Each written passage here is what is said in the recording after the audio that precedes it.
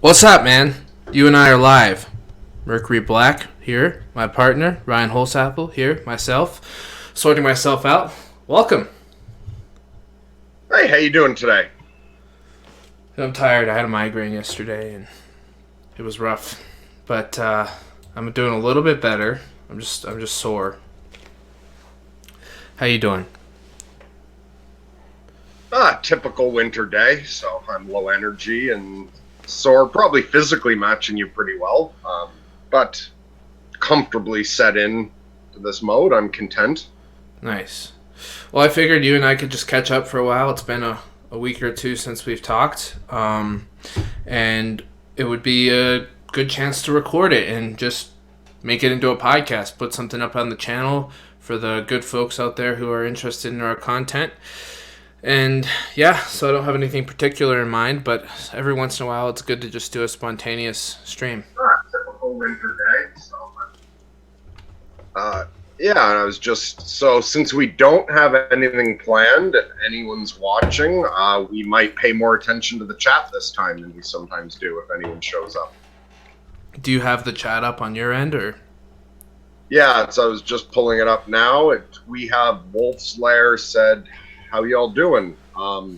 Yeah, so we just covered that. We're both emotionally all right. Well, I'm sort of depressed. He's sort of physically hungover, but we're all right. So, how are you doing today, Wolf's Lair? And that's it. I don't see anything else anyone gave us to work off there, so we're on our own for now. Yeah, it's like being at sea with like a semi-stable boat, but it's not like it's not ready to endure like a tidal wave. You know what I mean? So, what about you? Do you have anything you want to start with? No, I have nothing. I have literally nothing in mind. I just wanted to say hi and talk to you for a bit since it was our time to catch up. And my mind is empty. I'm ready to go with the flow. We could take this anywhere you want. In fact, did you have a chance to watch True Detective? I did watch that a couple months back. I watched the first season. That's the only season that I wanted you to watch. What'd you think? I enjoyed it. The characters were interesting. Yeah, I really liked Russ Cole's character. Yeah, it's been a while. So is that the Matthew more McConaughey? nihilistic? Yes. Yeah. Yeah, exactly. It was a fascinating character. So what did you find so interesting about him? Well, first of all, his philosophical intelligence was impressive, to say the least.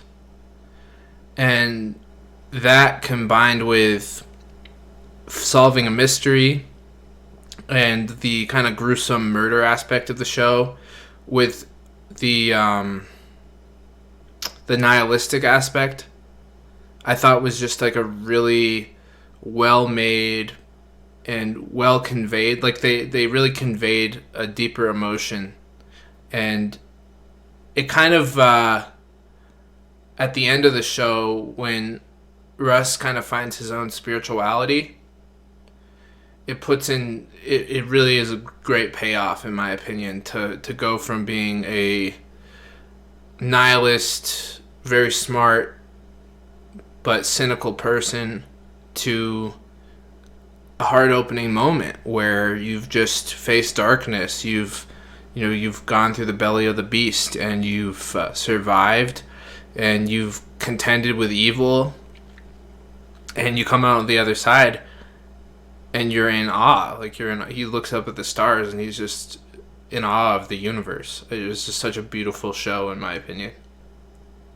Yeah, and I found that the whole way building up to that moment, because I didn't necessarily, I guess maybe you can expect media to go that obvious route, but I didn't necessarily assume he was going to have the enlightening moment at the end and flip. I thought they might keep the character solid right through.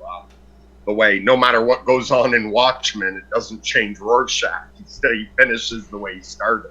Yeah. So I wasn't sure if the character was going to finish the way he started or have that moment you talked about towards the end. But either way, that whole part building up, I found demonstrated well how high intelligence mixed with a bad moral intuition or emotional intuition about the nature of the universe really allows you to lock in and create a very elaborate, detailed reality that nobody else is going to argue you out of. Right. Like, often people who aren't as intelligent look up to like more intelligent people and think, oh, wouldn't that be great? Like, it's easier for them to expand themselves. But it wouldn't have been any other, like Woody Harrelson's character never could have talked him into that change. No. You can lock yourself into a reality where, yeah, it takes an encounter with direct evil and something more transcendent to open your mind. Right. And on the human intellectual level, if you're too smart, you can trap yourself places and no one's going to be able to reach you down. But yeah, the end was very satisfying. Yeah, absolutely. And so we've got Adela Darling and Singularity saying hello. So, hi, thanks for joining us. And if you guys have anything you want to talk about, we had nothing planned. We just spontaneously jumped on. So if anyone has questions for either me or Ryan, we'll try to pay more attention to the chat. Yeah, I agree with everything you said. The intelligence factor did play a really interesting point. It's not intelligence that equals contentment or happiness or any of that. I mean, I think that's a cliche that we all kind of know, but to see it played out on the screen in True Detective with Russ Cole, played by Matthew McConaughey, was just a real treat. And I think it might be my favorite standalone season of TV. It might. And not just that happiness doesn't necessarily lead, or sorry, intelligence doesn't necessarily lead to happiness or contentment, but also shows intelligence doesn't necessarily lead to being right. Like, a genius can be profoundly wrong about something and come up with a genius way of locking themselves into that false reality. Absolutely. Yeah. I mean, the only problem is, even in that statement, there's an assumption that there is such a thing as ultimately right, which, True, is debatable for sure. But I certainly didn't agree with his intuitions about reality being all shitty and, evolution is kind of like a dark trap. We're beings that are conscious of our own being, and we're kind of doomed to this fate of being self-aware when really we're just helpless, determined machines that can't do anything anyway. I mean, he paints a really gruesome picture of what he thinks it is to be human, and that gets mapped onto how he does his detective work. And he's extremely psychologically perceptive in the way that he can interrogate someone and pull out the darkest aspects of their mind. And I also thought that was brilliant filming and brilliant acting. And I just think it's a piece of art that shows. It's just like it's a piece of art that is definitely worth viewing and thinking about. It's one of those shows that you don't walk away from, unscathed. You walk away from scathed might not be the best word, but you walk away from it feeling a little different than before. It paints a different picture of reality. And then there's a lot of shows you watch and you're kind of the same. It's neutral. It doesn't really have. But I think a true artwork has the ability to kind of change your perception of reality. And for me, True Detective Season 1 had that effect. Yeah, I found I had the same effect. I just recently watched the Joker movie. Oh, nice. And I found the same thing. It's like, so wait, you walk past most plants, you brush against them, and it's just nothing sticks. But occasionally you walk past a plant and a burr sticks in, and it just follows you for a while. Yeah. I found True Detective, that first season, and the Joker being the most recent example of something I experienced that way, where once it was off, it just kept coming back to mind, and it leaves a sort of an emotional element from it clings to you for a while.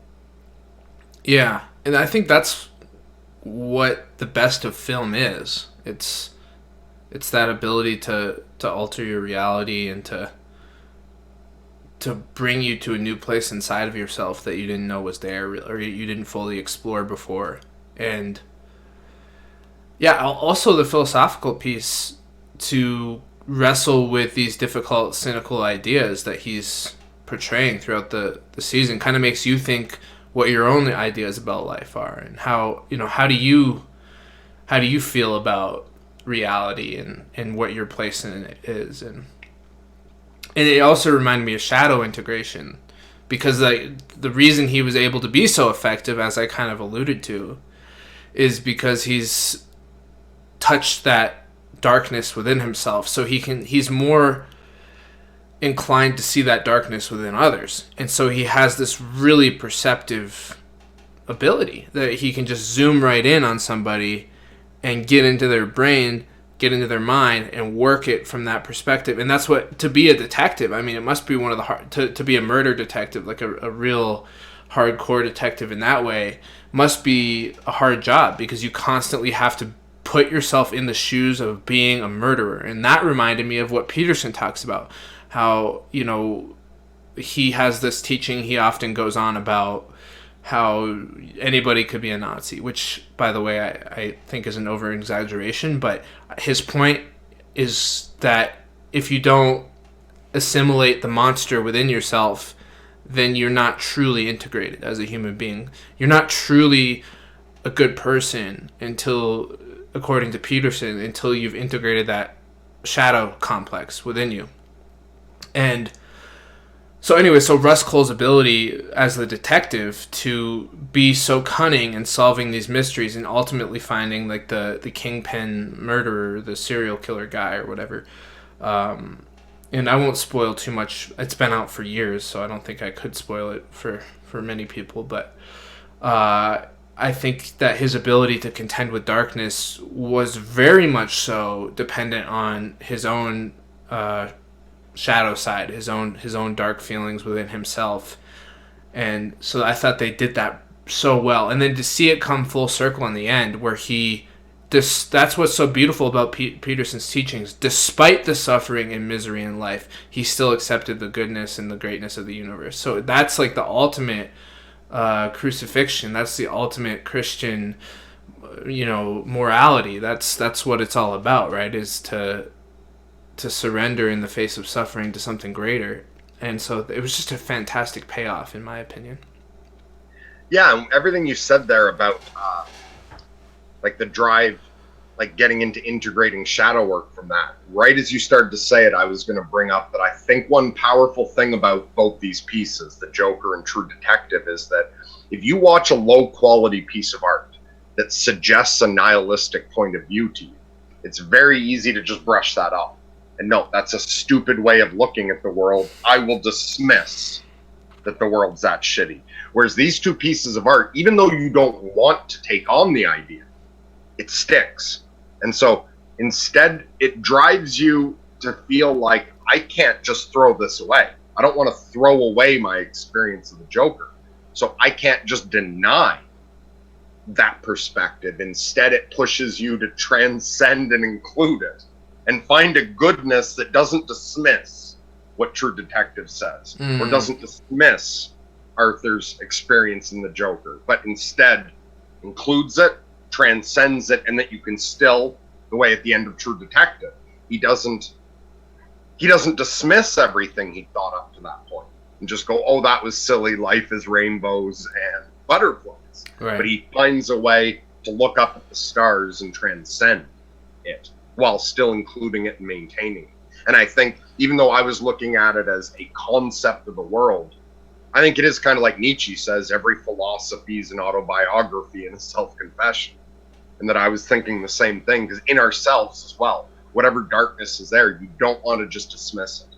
Like a dark thought, oh no, that's not really part of me, it's not there. You Right. want to recognize that it's there, include it, integrate it, and transcend it, so that the gestalt is still good, even when one part is polarized to a dark place. Right. Absolutely. That's beautifully said, man. So, what's your rating of the Joker? Did you think it was? I mean, that everyone's gonna think it's crazy, but I never saw that one. I heard it was fantastic, though. I never went to theaters. Um, I thought the Joker was just 10 out of 10. Um, I don't think you really could have improved it. That's Uh, cool. the Batman element was subtle considering probably the pressure. Although, if anything, I think they could have left the Batman stuff out completely, like, and had it even more background. That you're aware that the Waynes exist, but I don't think they even needed to be direct um, characters. And so, one moment at the end, while it fits, I won't say what it is to spoil it. Like, maybe there was a slight improvement there, but possible, but beyond that, it's just the Joker was absolutely brilliant. And yeah, I would rather not spoil anything. That's definitely something worth watching. Yeah, I'd like to go see it. The I same also part. saw Uncut Gems actually with Adam Sandler, and he put on quite a wonderful performance himself. I've never even heard of that one yet. Yeah, I won't spoil it because it's fairly new, but essentially, as you can gather as much from the trailer, that he's a gambling or he's a gambling addict and he's in a lot of trouble. He keeps on betting money away, and he owes a bunch of people money, and people are coming after him basically. But I'll just leave it at that. And he just does a really nice job displaying the mindset of somebody who's in that position of continually upping the stakes and betting their future away for their present.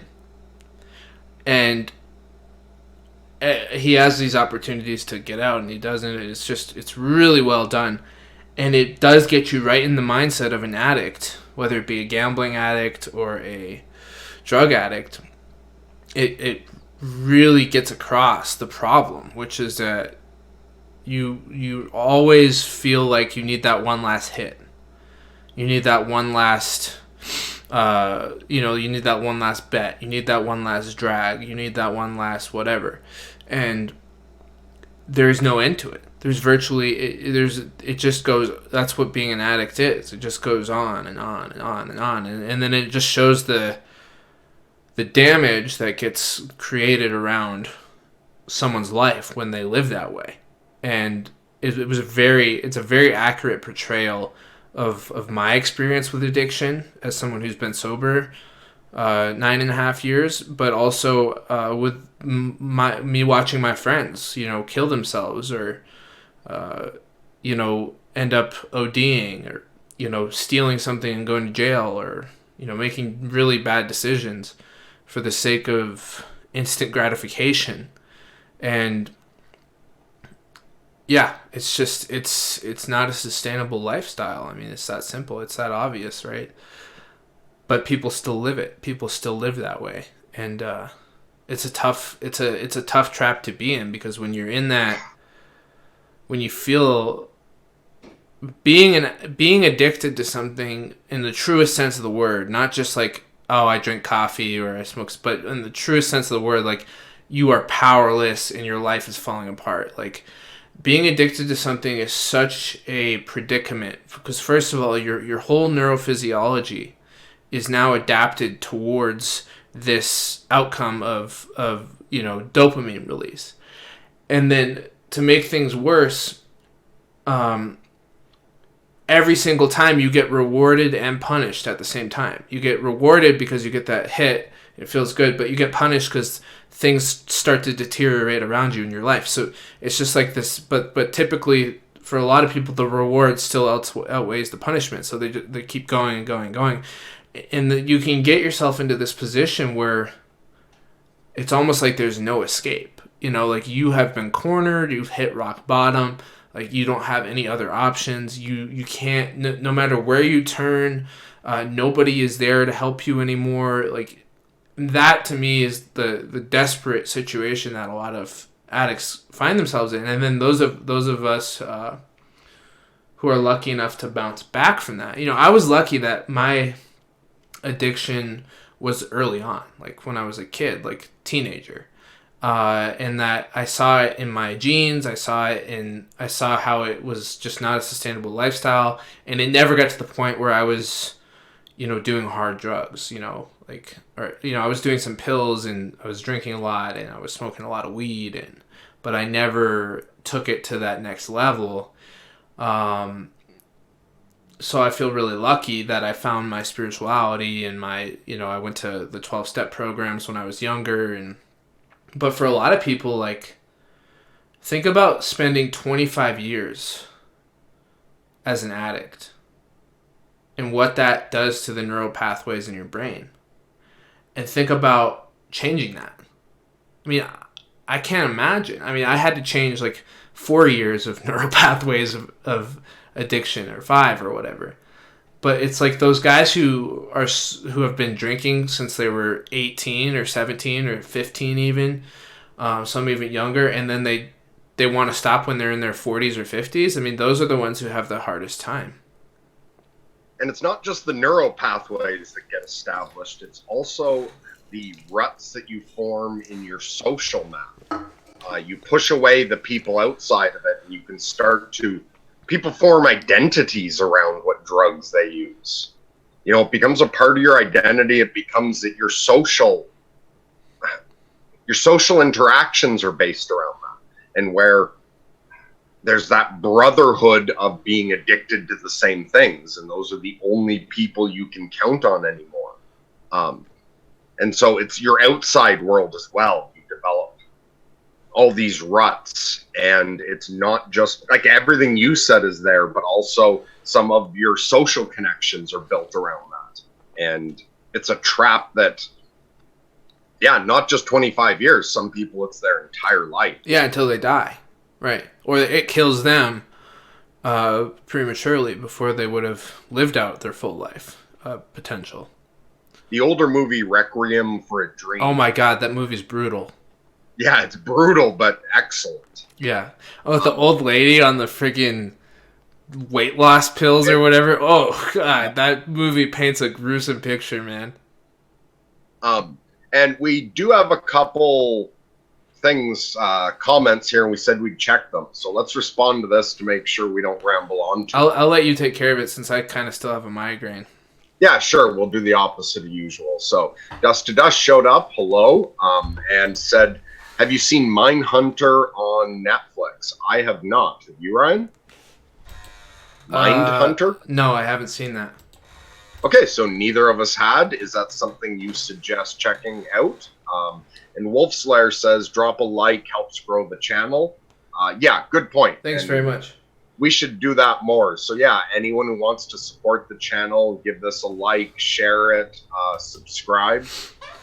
And Singularity says, I wonder if dinosaurs would have romanticized what happened to them, but the rituals for the dead, the funerals, are not for the dead. They are for us to pass through our grief and return to our misery. Humanity's ability to reminisce and romanticize events. What's your take on it, guys? Does it weaken us or give us strength? Interesting. Okay, so the way we can romanticize difficult and dark things, is that a strength or a weakness? Humanity's ability to reminisce and romanticize enduring difficulties. What's your take on that? Well, my first thought is it's not a strength or a weakness. It just is. It just is. It's just something that we... I don't think... I mean, it depends on what you mean by strength and weakness. Like, good for what? You know what I mean? Strength for what? Or weak for...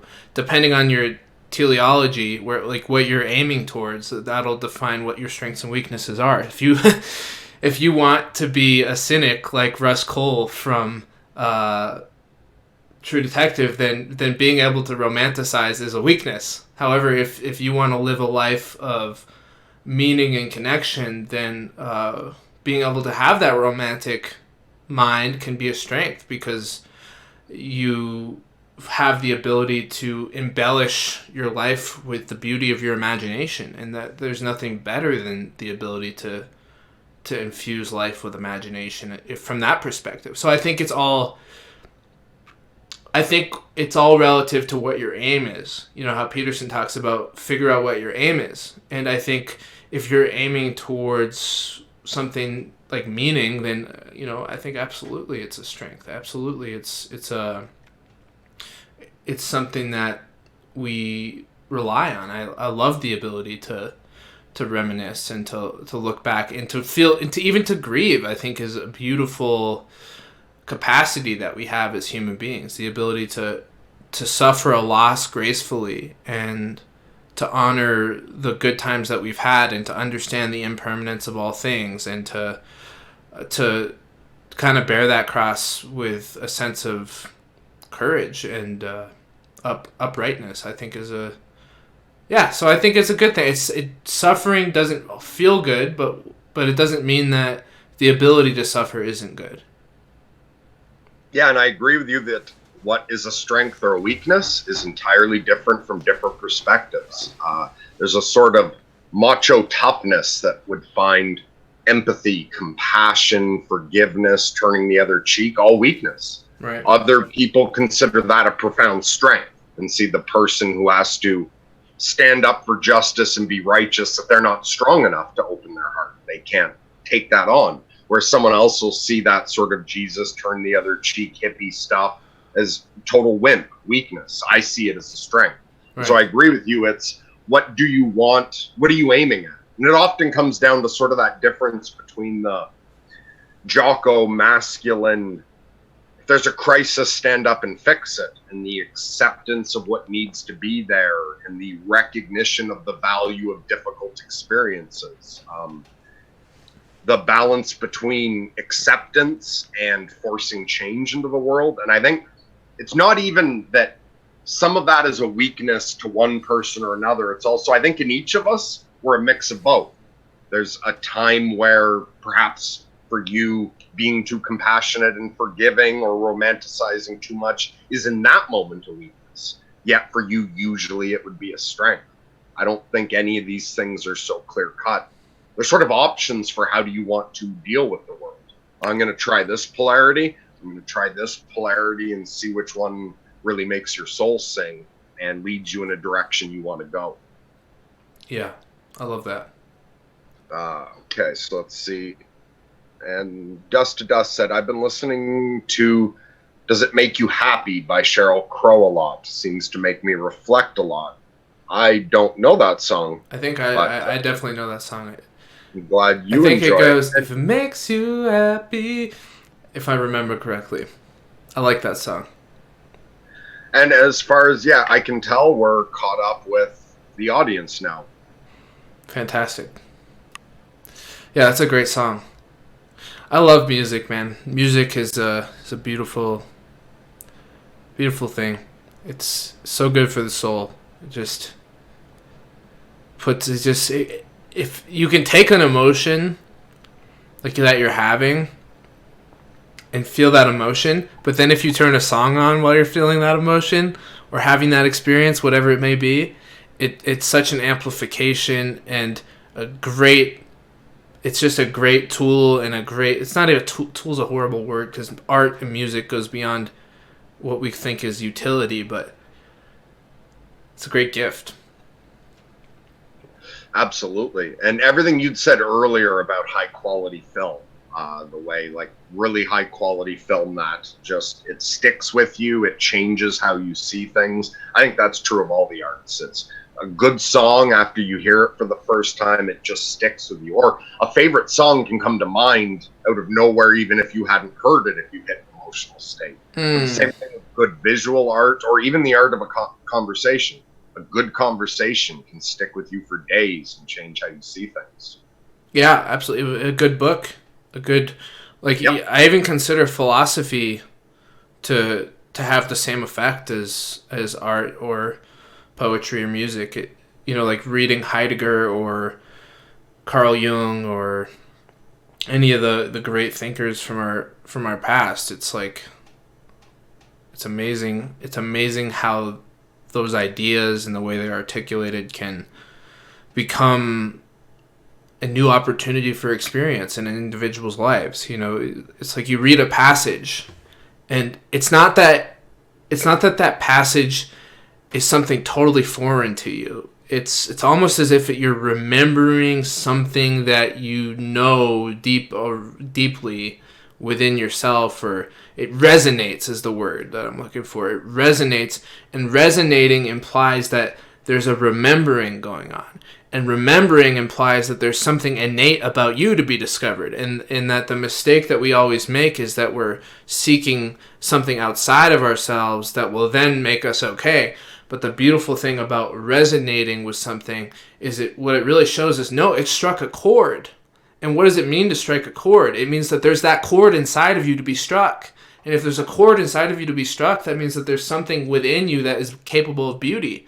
And that's what I think is so amazing about great film, art, literature, philosophy, all of it. It reveals within each unique human being whatever capacities or resonating factors are there.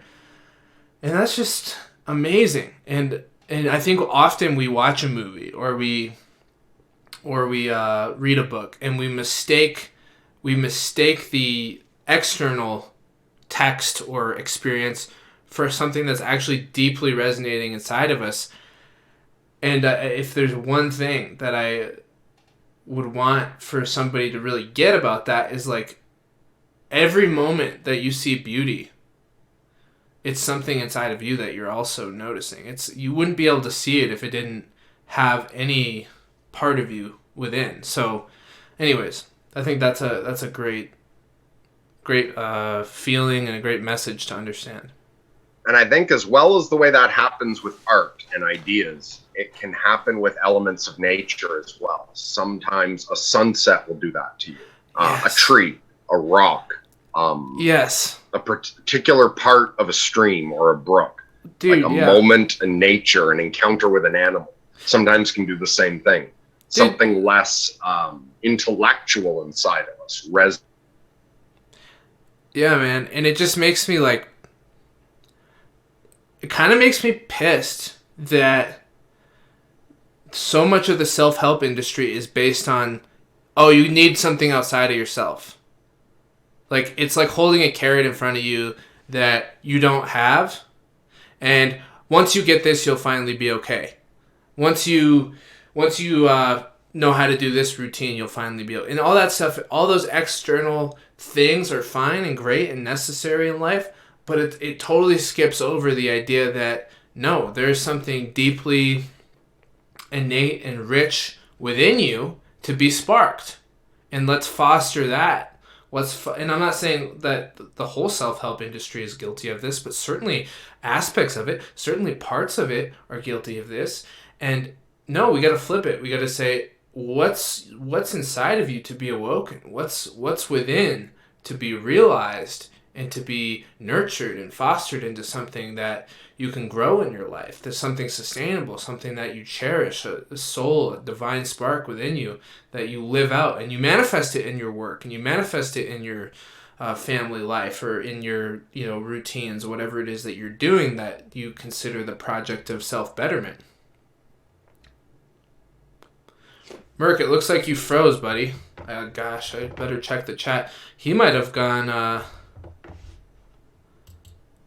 He might have lost connection on his internet, but let me check the chat and see if that's correct. Hold on, folks. He had the chat up, so now I'm going to have to pull it up. YouTube. Here it is. Froze, buddy. Yep, he's frozen. I'm not. Damn. Well, we lost Merc.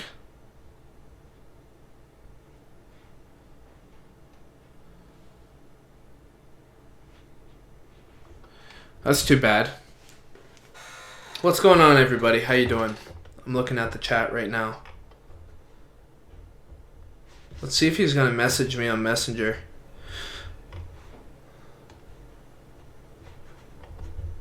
Dun, dun, dun.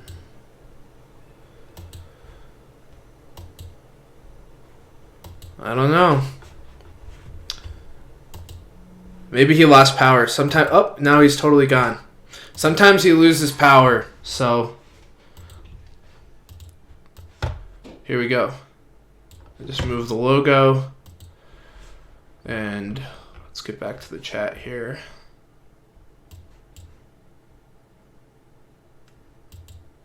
Anyways, so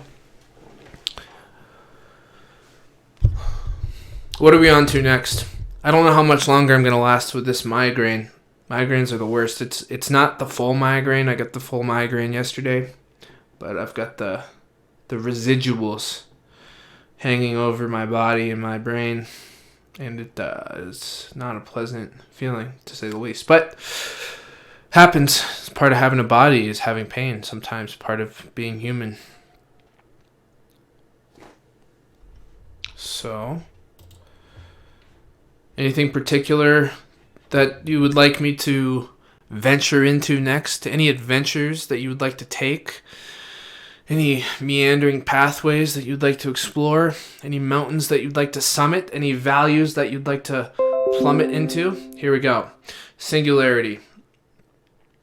What y'all think about the symbolism of God as being the circle and his work, the spiral, is Eastern mysticism? What are your thoughts about circles in association with occultism? I'm going to make sure I really get this symbolism of God as being the circle. Well, I'll give you my associations with that.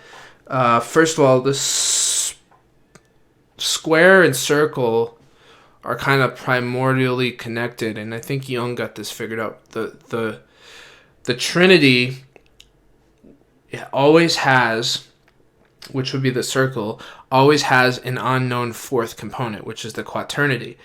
And so there's always this notion of, what's up, Merc? You're back. Welcome. Squaring the circle.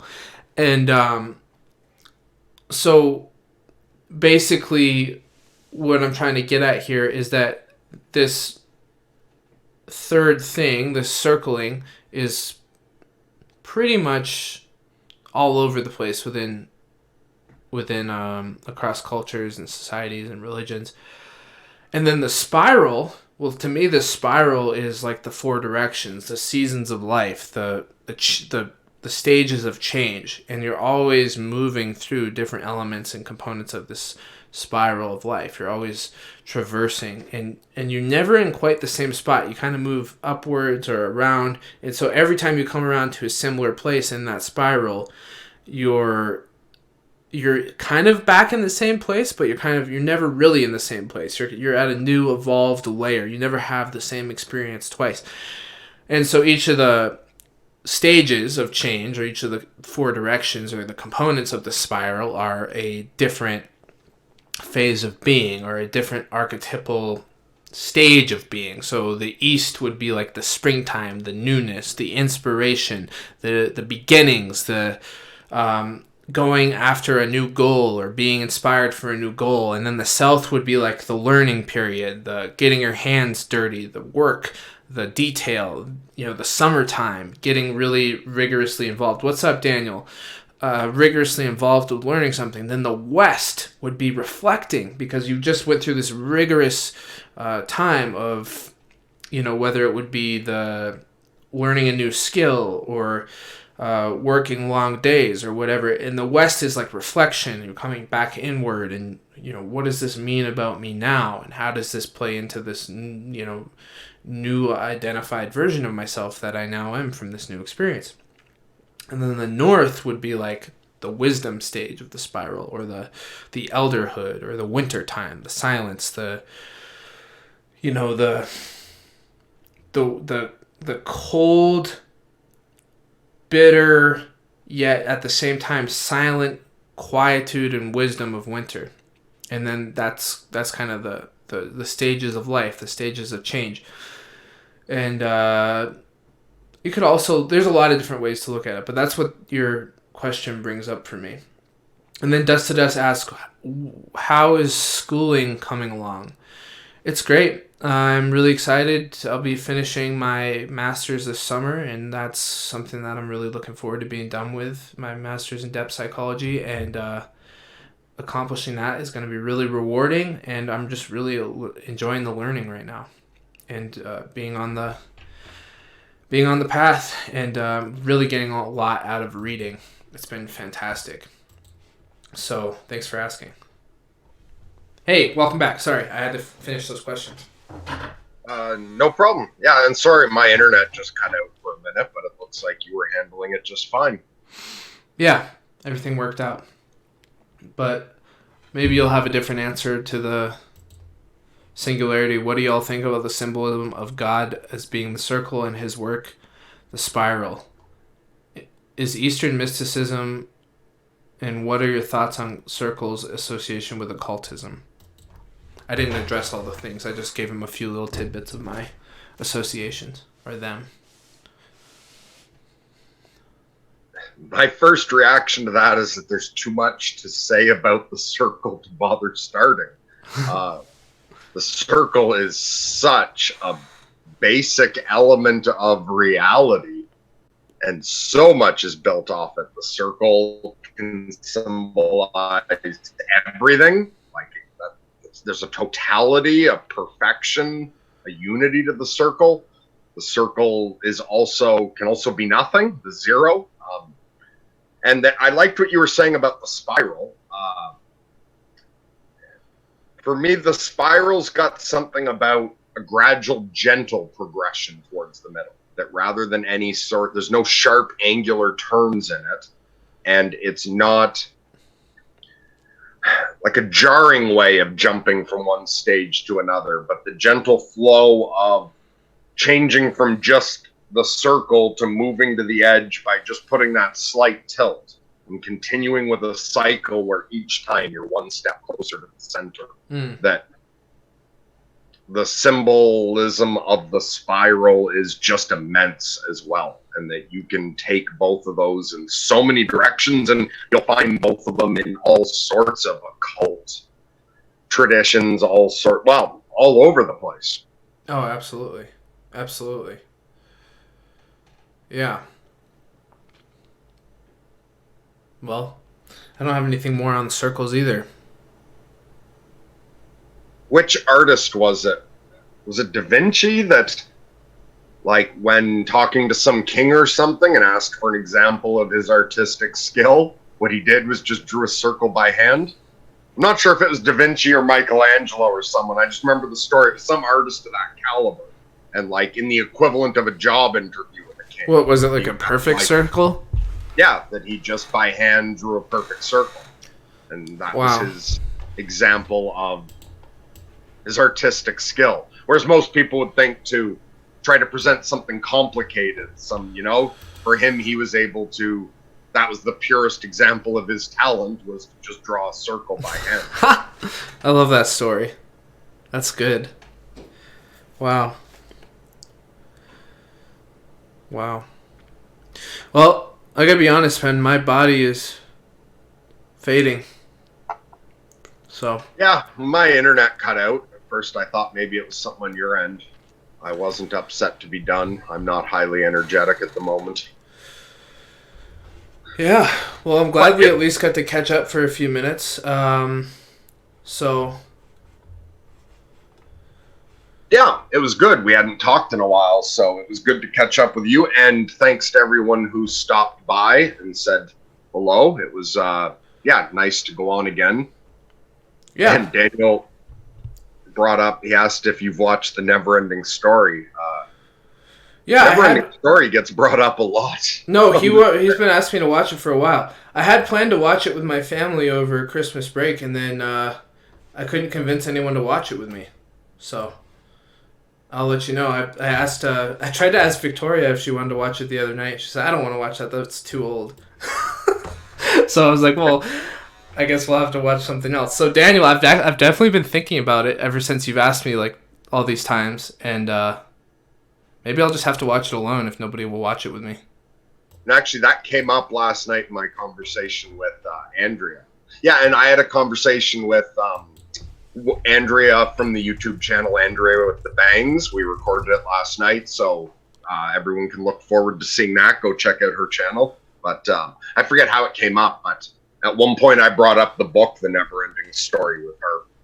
Mm. So, although we recorded 2 hours, but then we talked for another 2 hours afterwards. So now that I think of it, I'm not sure we discussed the book when we were recording or afterwards. Oh, cool. But possibly there's some conversation with Andrea with the Bangs that you can look forward to that may or may not include reference to the Never-Ending Story. Nice. Awesome. Oh, keep in mind, and the movie is great, but keep in mind it only covers the first half of the book. And so it doesn't make the author's full point by any means. Yeah. Well, we're getting lots of love in the comments. We love you all too, and we appreciate you all as well. And thanks for all your support. It means a lot. So, with that, I'm gonna stop streaming. See ya. All right, bye everyone.